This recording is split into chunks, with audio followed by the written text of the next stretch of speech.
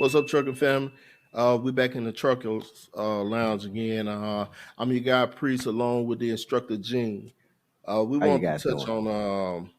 on some breaking news about Warren Buffett buying 100% ownership in Pilot. I know a few people have been talking about it online. So, Eugene, we had did a little bit of history check. We came up with a build up of where this all started. Right. Looks like this shit. Well, I'm sorry for cussing, but I need to work on that. But it looked like he started this deal in 2017. Gene got some notes because the articles we ran across they so long we have to summarize them. Right. But we want to just give you a little bit of the build up to this point and just have a conversation about it, and hopefully you get a good takeaway from this. Okay, yeah. So in 2017, Warren Buffett's company, what was it, Berkshire, they bought 38%. Berkshire Hathaway or something like that. Yeah, Berkshire Yeah, Hathaway. Yeah, they right. acquired 38.6%, as they said, stake in Pilot Flying J, and which they do one of the large. Well, they are the largest trucking company. Well, not trucking company, but truck stops Truck, yeah, yeah, Travis. right in the country. And so this Right. was in 2017. They acquired 38% of that company, and see they showed what they had paid about $2 billion Yeah, for yeah, it was a little bit over yeah. $2 billion that he had put down on that 38%. Right. And shucks, not very long after that, in January, they bought 41% in that company, Mm. 41.4% in Did they Pilot. buy 41% more, or did they go up to 41% Well, they shareholder?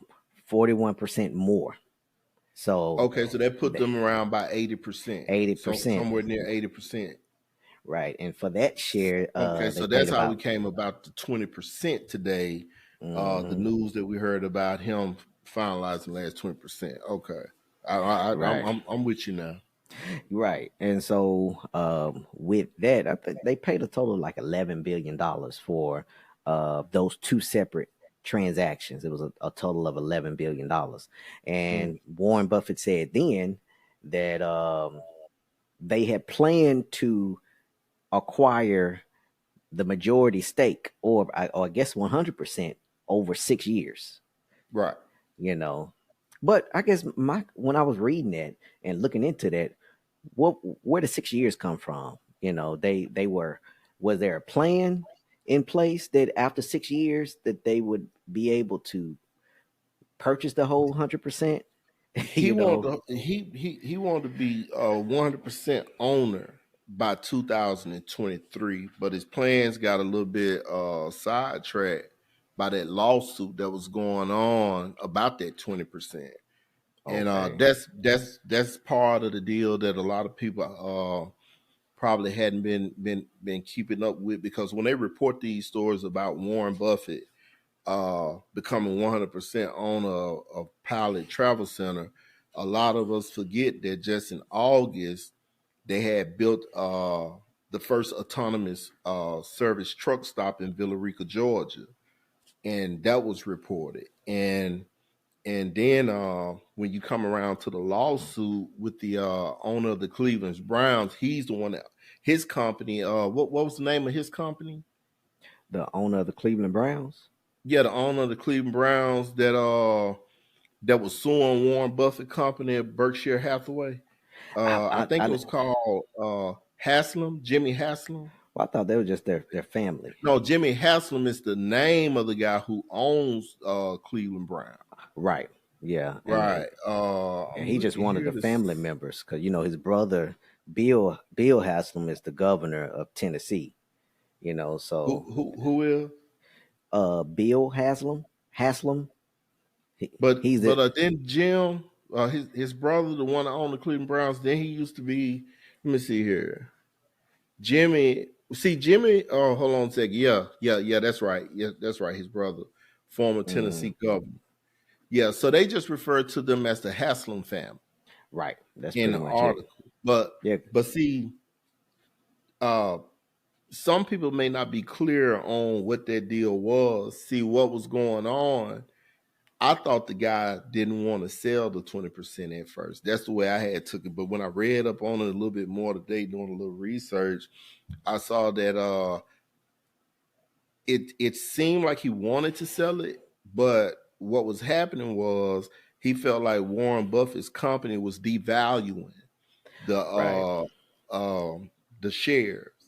So basically, to kind of break it down, what Warren Buffett was being accused of was devaluing the stock. So so that he can purchase it cheaper. And I'm For a pretty whole lot sure, cheaper. Yeah. right? I'm pretty sure he was doing something like, if the stock was worth $30 a share, for instance, whatever method he was using to devalue it, he probably devalued it down to $20 a share. Mm-hmm. But when he came to buy the shares, he may have offered $23 a share. So he was Mm-hmm. still winning if the stock was really still actually worth $30 a share. So that's Right. what it sounded like what he was doing to me. So that's what the lawsuit was about the 20%. The Haslam family just wanted uh, the price for the 20% at the value that it was supposed to have been at. So So mhm. so let me ask you this. You might be a little bit more familiar with this or understand that. So when that family, the Haslam family, gives up or sells that 20%, does that mean that they no longer own Pilot, or do they receive any type of profits? that Being that, that yeah. that has a lot to do with what's in the fine writing, and a lot of times they want uh like regular news clippings, they won't go into that detail. But Mm, uh but just on the face of it, he sold his 20%, he out of it. okay. Okay. So they no longer Yeah, he sold his own 20%, it he then. out of it. Yeah. Huh? So they no longer have any profits that they can Well, receive from the yeah, company, no I suppose. association with it. Yeah. Yeah, Hmm. they shouldn't have, what I'm saying, have any remaining association with it. But but as truckers, the thing that I feel like that we should be watching is that because we also got a summary about when Warren Buffett announced that he was back in driverless trucks. Hmm. Yeah, what is it? Kodak and Pilot open. No, that was when they opened up the first truck stop here. Let me go back to it up here. Yeah, in Yeah. That you. 2022, he Hmm. announced that they was back in driverless trucks. I got a summary here. I'll read it real quick. It said Warren Okay. Buffett's Berkshire or Berkshire Hathaway, that's the name of the company that's involved with Pallet, that's owned by Warren Buffett. But anyway, Berkshire Hathaway made a rare investment in startup technology by having this pilot truck stop chain take a stake in self-driving truck company Kodiak Robotics on January 17th, 2023. Pilot and Kodak plan to open an autonomous truck port in Atlanta for service like fueling and maintenance of driverless trucks. Kodak is already testing trucks with safety drivers on highways and expect to remove drivers within a couple of years. Now, check this out. Because we're gonna post a link to these articles in our description. But Kodak is a company, a robotics company based out of Texas. What their plan is to have that autonomous truck stop built in Villa Rica, Georgia, because they also have a terminal near there, and they were going to run freight back and forth from Georgia to Texas with selfless driving trucks. This was Right. their whole plan for building the autonomous trucks. That's why I'm kind of concerned about this deal that Warren Buffett made, because he's involved with Kodak. So Right. I mean, that could really put a hurt on the industry. And see, and this to me looks like, just with the example of that trucking travel center pilot in Villa Rica being built to service autonomous trucks, that just kind of give me an eerie feeling of what's to come, that they pushing it in trying to build this infrastructure for self-driving trucks. So This is something Right. to like really keep in mind. And even in this article, they said Kodak Robotics plan to expound this with pilots. So Yeah. now Warren Buffett Hmm. owns 100% of Pilot. Right. And You so that know, that so gives them the he's the opportunity only to vote that really, counts now. right. And gives them an opportunity to really expand at the rate that he would like to expand. Right. Because it's showing that Kodiak, they have an 18,000 mile trucking network. So like you said, that would make sense. You said from Georgia to Texas, right? They run it. Georgia to Texas, all that cheap freight going across Yeah. there, they probably gonna Yeah. sew that up because if you think about it, that's straight across I-20, Hmm. I-10. You know, that's real easy for That's straight driving. autonomous truck. Hmm. Yeah, You that's know, that's straight highway. almost like kind of really riding out west. That's like I know from like Atlanta to Dallas like 900 miles, 900 miles. So that's a full tank. They get fuel Yeah, in Georgia, and go straight to Dallas or some part of Eastern Texas or whatever without having to stop again to fill up. right, right. And then see now they'll be testing these on the east side of the Mississippi River now. So it's going to give Hmm. them an opportunity to tweak this technology for this side of the country in more congested areas and stuff like that, man. So like I said, guys better really pay attention. I don't think this is a good deal for us as truck drivers. I mean, I No, really don't. it's not. It's Yeah, not because once they can show that they have a track record of safety, right, that they've been able to log so many thousands of miles, right, so many hundreds of hours of safe transportation of however many pounds of freight, for however many days or how many months they do it.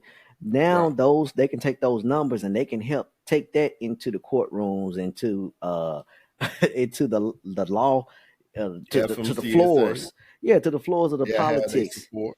Hmm. And now we got real data to go by. Hey, so we need Yeah. to push this. You Yeah, know. I just think this could get real ugly, man. And I would say to anybody who viewing this, you got to stop looking at the small frame and look at the big picture. This ain't nothing like what we talking about.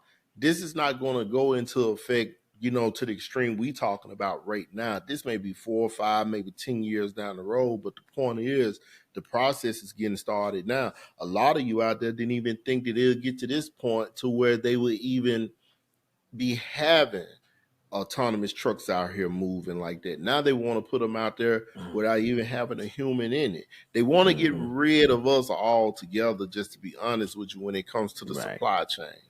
Hmm. And it's, and they had their reasons, what I mean? But it don't mean their reasons are justified. Right.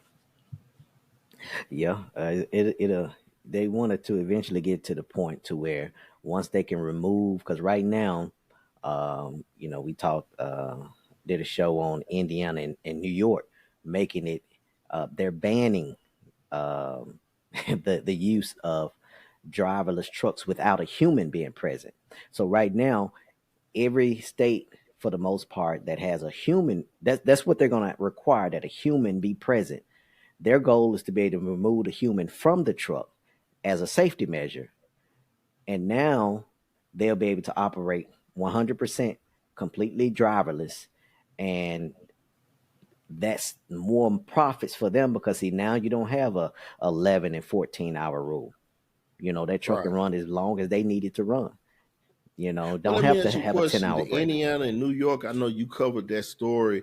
Is that a ban that's in place or a ban they're trying to get in place? Well, that's a ban that, from what I saw, they were trying to get in place. Right So they're gonna have now, to they, have votes on it.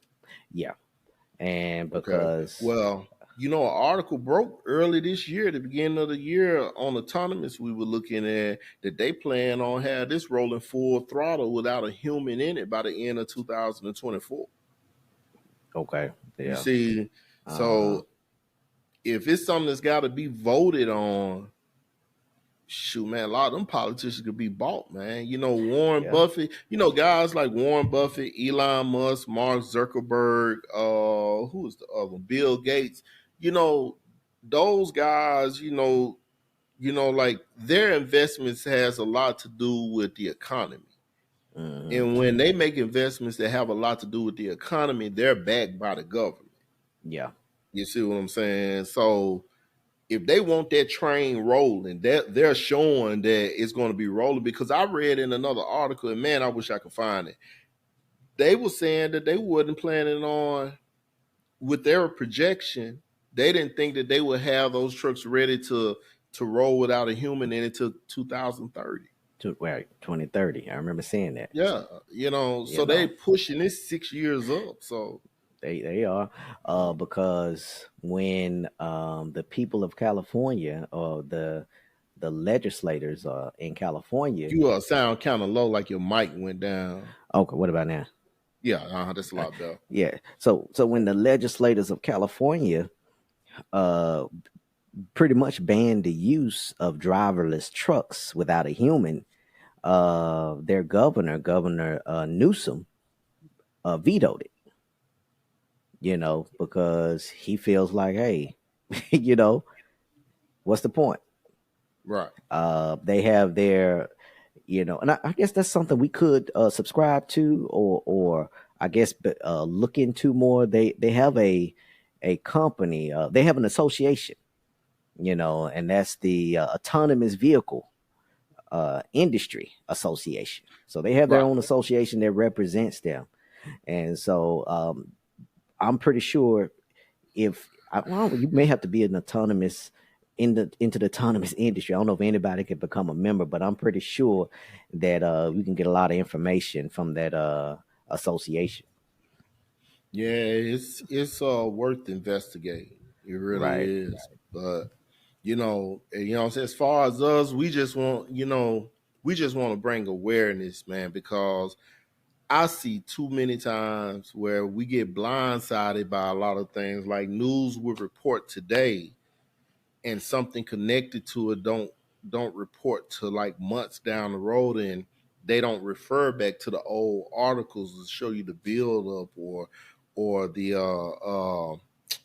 what you call it, the connection Yeah. to it. So we're gonna leave the links to everything we talking about. We're gonna leave the links in the article, in the description, in the exact order as this happened from 2017 up until this point. So all you drivers who like reading, or logistic workers who like reading, this would be a good little